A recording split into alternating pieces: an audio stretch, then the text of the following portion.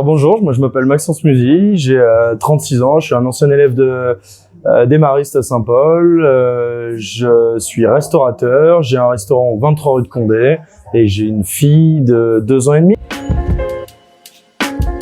Je vais rester un peu soft, je venais beaucoup en skate quand j'étais en 5e et en fait, comme les Maristes sont très dispersés dans l'architecture, je pouvais faire du skate un tout petit peu de partout et j'en faisais même en cours. Jusqu'au moment où on m'a attrapé et on m'a mis quelques heures de colle.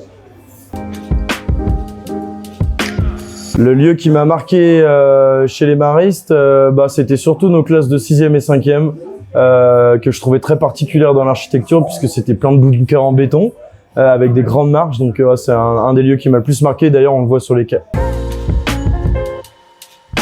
J'aimais beaucoup un de mes surveillants, je sais plus comment il s'appelle, c'était celui qui faisait du judo, qui avait les cheveux gris. Donc c'est à vous de voir de qui je parle, mais je l'aimais beaucoup parce qu'il était très bien avec nous, surtout avec les élèves qui perturbaient un peu la classe. Je suis parti en 3e des Maristes, je suis allé chez les Minimes.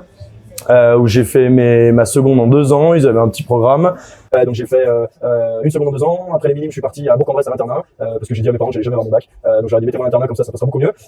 Et puis ensuite j'ai postulé pour l'Institut Paul Bocuse, en pensant que j'allais jamais être pris vu mon dossier. En parallèle j'ai postulé à l'IDRAC où j'ai été pris avec le petit concours Access. Et puis j'ai été accepté à l'Institut Paul Bocuse. Avant Frazarin, j'ai fait quelques petites expériences à Paris, en Chine et en Afrique, où j'ai travaillé pour plusieurs groupes, notamment le Mandarin Oriental, qui est un groupe de Palace. Ensuite, j'ai un tout petit peu encore voyagé avec l'Australie, et puis j'ai vécu en Angleterre.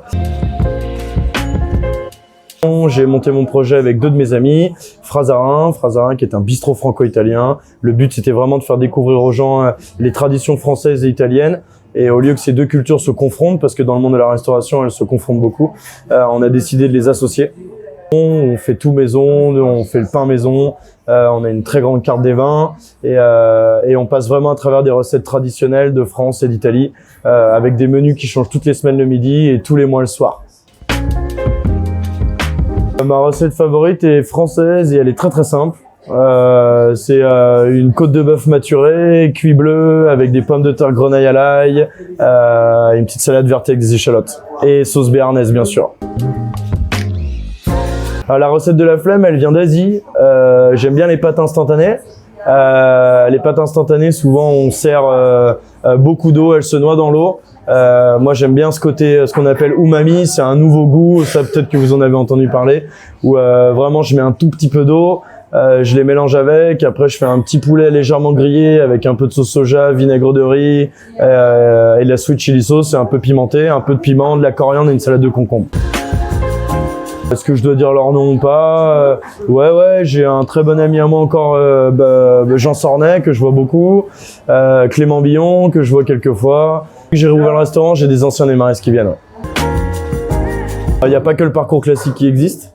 On est dans des écoles où on nous ressasse tout le temps les parcours assez classiques, médecin, avocat, notaire, mais il y a tellement d'autres boulots aujourd'hui, surtout les métiers de main qui sont pas du tout mis en valeur, mais qui en valent vraiment le coup parce que on en a besoin, parce que c'est très riche, c'est très concret. Vous gagnez très bien votre vie, parce que ça, je sais que ça peut intéresser. Et puis, il n'y a pas forcément de faire des études trop longues. Donc, en fait, faut pas minimiser les autres parcours.